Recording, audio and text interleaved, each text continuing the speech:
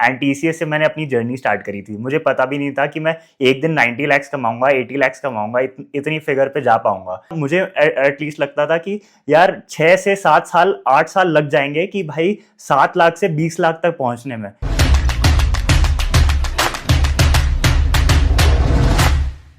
Hi guys, this is Shreyansh Goyal. Welcome to my YouTube channel. तो आज मैं डिस्कस करूंगा कि एक स्टोरी रही है मेरी जर्नी की।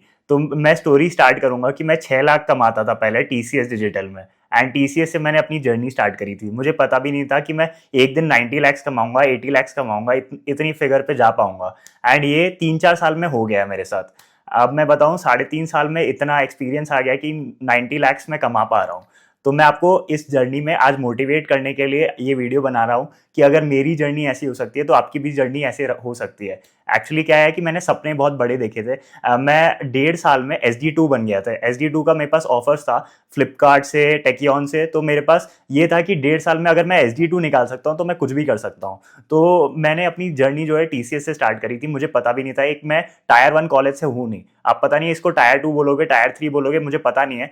SRM यूनिवर्सिटी में था मैं। एंड मुझे कॉलेज तो मेरा काफ़ी अच्छा था, लेकिन टायर 1 नहीं था। हमेशा रहता था कि आईआईटीज वगैरह में जाना है, आईआईटी से अच्छी प्लेसमेंट होगी, लेकिन आईआईटीज में जा नहीं पाए। मेरे को ये था कि यार आईआईटीज में जाएंगे तो यार एक अच्छी बैकग्राउंड बनेगी और अच्छी कंपनीज में प्लेस हो सकता है। लेकिन कभी इतना अच्छा बेस बना ही नहीं कि एक अच्छे कॉलेज से हो, एंड वो चीज़ एक्सपीरियंस नहीं कर पाया मैं कभी। तो मुझे काफ़ी दुख था कि यार एक अच्छे कॉलेज से नहीं है तो क्या हम अमेजोन वगैरह में कभी जा पाएंगे। इतनी बड़ी ऑफर्स जो सुनते थे, अमेजोन, माइक्रोसॉफ्ट इतनी बड़ी ऑफर्स देते हैं, वो कभी क्रैक कर पाएंगे, नहीं कर पाएंगे, वो हमेशा रहता था। हमें लगता था, मुझे एटलीस्ट लगता था कि यार 6 से 7 साल 8 साल लग जाएंगे कि भाई 7 लाख से 20 लाख तक पहुंचने में। क्योंकि मेरे को कॉन्फिडेंस ही नहीं आ रहा था भाई। 6 लाख पे चालू करा था एंड मुझे लगा 30 लाख कभी हो जाए 4-5 साल में तो बड़ी बात होगी। तो ऐसी थिंकिंग डाली जा रही थी कि यार इतना मुश्किल है ये सारी चीजें। लेकिन मुझे ये था कि यार कुछ फोड़ना है, यार कुछ करना है बाहर। क्योंकि अगर मैं एवरेज बच्चा बन के रह जाऊंगा तो मेरे में और बाकियों में डिफरेंस क्या होगा। तो मुझे हमेशा ये था कि एक स्टैंड आउट करना है मुझे, लोगों में एक एक विजिबिलिटी दिखानी है कि यार मैं बेटर कर सकता हूँ। तो हमेशा एक ये कॉन्फिडेंस रहता था कि यार ये कैसे नहीं हो सकता, अगर वो कर सकता है तो मेरे में क्या कमी है। या तो मैं मेहनत कम कर रहा हूँ या तो वो ज्यादा मेहनत कर रहा है। तो मतलब ऐसा हमेशा रहता था कि यार अपने से बेस्ट वर्जन बनना है, अपने प्रीवियस वर्जन से कंपेयर करके बेस्ट वर्जन बनना है। तो ये चीजें मैंने फॉलो करने शुरू कर दी। तो अगर मैं बताऊं, कोडिंग मैंने स्टार्ट करी थी जब मैं टीसीएस में था। तो मैं टीसीएस में 2 महीने काम करा, ठीक है। उसके बाद मैं एक्सपीडिया गया, तो एक्सपीडिया में 1.5 साल काम करा। तो मैं बताऊं कि मेरे पास बहुत कम टाइम रहता था, मुझे काफ़ी सारा काम था। ऐसा नहीं था कि यार कंपनी में काम नहीं होता। आपको भी पता होगा, अगर आप कोई कंपनी में हो तो काफ़ी सारा काम होता है, राइट। तो इसमें मैंने काफ़ी वो करा था कि यार ये कंपनीज में इतने सारे काम है, तो मैंने 2 घंटे अलॉट करे थे रात में कि 10 से 12 मैं कोडिंग करूंगा। मैं फ़ोन वगैरह साइड रख देता था एंड मैं बोलता था कि यार ये तो टाइम है कोडिंग करने का। 2 घंटे मैं आराम से डीएसए प्रैक्टिस करता था। मैंने सारे टॉपिक्स निकाले इसमें कि एरे से स्टार्ट करा, मैंने बेसिक से स्टार्ट करा कि एकदम बेसिक क्वेश्चन कि ऐड 2 नंबर्स। ऐसे मैंने स्टार्ट करी थी अपनी जर्नी कि भाई वो भी नहीं हो रहा था मेरे से। एंड उसके बाद फिर मैंने ये क्वेश्चन सॉल्व करे। उसके बाद मैंने काफ़ी सारे क्वेश्चंस देखे, तो बहुत सारे क्वेश्चंस होने भी लग गए। एंड फिर मैंने कोड शेफ भी आ गया। मैं धीरे धीरे मैंने लीड कोड से स्टार्ट करा, मैंने जीएफजी करा, मैं कोड शेफ पे गया। लेकिन कोड शेफ में मज़ा नहीं आया। मैंने कुछ कुछ प्रॉब्लम सॉल्व करे, मज़ा नहीं आया मुझे कॉम्पिटिटिव प्रोग्रामिंग में। तो मैंने बोला कि यार नॉर्मल डीएसए ही करते हैं, क्योंकि मेरे को कंपनीज ही तो क्रैक करनी है। मेरे को कौन सा कोडर, ऐसा स्पोर्ट नहीं खेलना है मुझे। तो मैंने बोला कि यार डीएसए कंपनीज के लिए क्रैक करनी है। तो एक मैंने शीट बनाई कि यार ये गूगल के लिए है, तो यार गूगल में क्या क्या पूछा जाएगा, या अमेजोन में क्या क्या पूछा जाएगा, माइक्रोसॉफ्ट में क्या क्या पूछा जाएगा। तो वो सारी शीट मैंने फॉलो करी कि यार ये क्वेश्चंस की शीट जो बनाई। एंड उसके बाद मैंने देखा कि यार 2 शीट्स है। अगर आप नए हो प्रोग्रामिंग में तो 2 शीट्स है जो मैं सजेस्ट करता हूँ कि आप कर लो। जो मैंने भी स्टार्ट करा था, मैंने ब्लाइंड 75 और ग्राइंड 75 करा था। अगर आप प्रिपरेशन कर रहे हो तो ये दोनों शीट्स कर लोगे तो बेसिक्स आपके बहुत ज़्यादा क्लियर हो जाएंगे एंड आप फिर प्रॉब्लम्स देख सकते हो। अगर आपका कॉन्सेप्ट वीक है, जैसे मेरा कॉन्सेप्ट वीक था डायनामिक प्रोग्रामिंग में, डायनामिक प्रोग्रामिंग बहुत इजीली होता नहीं था मेरे से। तो मैंने क्या करा था कि डायनामिक प्रोग्रामिंग के जो बेसिक प्रॉब्लम्स है वो सारे मैंने कर लिए, ठीक है। एंड उसके बाद मैंने देखा कि यार डायनामिक प्रोग्रामिंग में क्या करना है, रिकर्जन ही करना है। तो रिकर्जन, मैं वापस रिकर्जन पे गया एंड मैंने देखा कि यार रिकर्जन पहले मेरा अच्छे से क्लियर होना चाहिए, तब मैं डायनामिक प्रोग्रामिंग में, वो तो ऑप्टिमाइजेशन ही है, राइट। तो आप मेमोराइजेशन लगा के ऑप्टिमाइज करते हो, तो यार पहले आप रिकर्शन कर लो एंड उसके बाद आप मेमोराइजेशन लगा के ऑप्टिमाइज तो कर सकते हो। तो वो सारी चीजें आपको करनी पड़ेगी, प्रैक्टिस करनी पड़ेगी। Practice can beat anything. तो मैं प्रैक्टिस करने लगा, मैं नोट्स लिखने लगा डायरी में कि यार ये सारी चीजें हैं जो मुझे इंप्रूव करनी है। जैसे डायनामिक प्रोग्रामिंग हो गया, तो डायनामिक प्रोग्रामिंग में ये सारी चीजें हैं जो मेरे को नहीं आती या चीजें ठीक नहीं है। तो मैंने बोला कि यार इंप्रूव करते हैं, ये सारी चीजें मैंने करना चालू कर दिया। मैंने नोट्स वोट्स भी बनाया, मैंने सब कुछ करा एंड उसके बाद फिर मैंने डीएसए ऐसे इंप्रूव करा। लोगों को लगता है यार एक दिन में ऐसे डीएसए कैसे इंप्रूव करा, ये तो पहले से कर रहा होगा, ये बहुत, लेकिन यार बहुत मेहनत लगती है। आप एक डेली रूटीन बनाओ ना। मेरे को ये था कि यार 2 घंटे दिए बिना सोना ही नहीं है। अगर आप लेट हो जा रहे हो, आप कहीं जा रहे हो, तो मैं एक्स्ट्रा कर लेता था कि यार 4 घंटे एक दिन दे दिया, एक दिन 2 घंटे नहीं दे पा रहा हूँ तो, बट मैं कोशिश करता था हर रोज 2 घंटे तो दूं ही।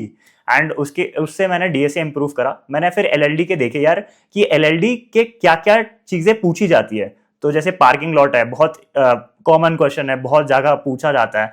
चेस प्रॉब्लम है कि आप चेस बोर्ड कैसे बनाओगे, एंड फिर ये सारी टिक टैक टो है। तो ये सारी चीजें मैंने देख ली कि अच्छा ये सारी चीजें हैं, मैं इसको देख लेता हूँ, मैं उसको प्रिपेयर कर लेता हूँ। तो ये सारी चीजें मैंने देख ली।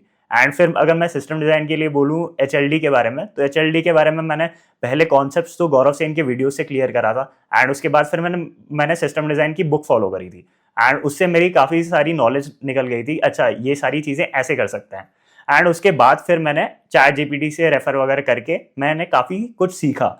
एंड मुझे लगता है यार कोर्स बहुत लोग बेचते हैं, कोर्स आपको नहीं जाना चाहिए, क्योंकि अगर आप देखोगे कि कोई कोर्स वगैरह में जा सकते हो तो वो आप बस पैसे खर्च करो, आप मोटिवेटेड नहीं हो। मोटिवेशन खुद से आती है, अंदर से आती है। जब तक आपके अंदर से मोटिवेशन नहीं आ रही है, आप कर ही नहीं सकते हो क्रैक। आपको रहता ही नहीं है कि यार मेरे को इससे बेटर करना है या इस पोजीशन पे पहुंचना है। आजकल लोगों में मैंने देखा है तभी आता है कि अगर फ्रेंड्स अच्छा कर रहे हैं या ये कोई अच्छा कर रहा है कॉमन ग्रुप में, तो आपको लगता है कि यार वो तो निकल गया, मैं नहीं निकला। तो इसमें आपको एक मैं सजेशन दूंगा कि आपको एक अच्छा ग्रुप बनाना है जिसमें आपके सारे लोग जो हैं आसपास में वो अच्छा कर रहे हैं, एटलीस्ट मोटिवेटेड है। क्योंकि अगर आप पीछे रह जाओगे ना, बहुत ईजी है पीछे खींचना लोगों को।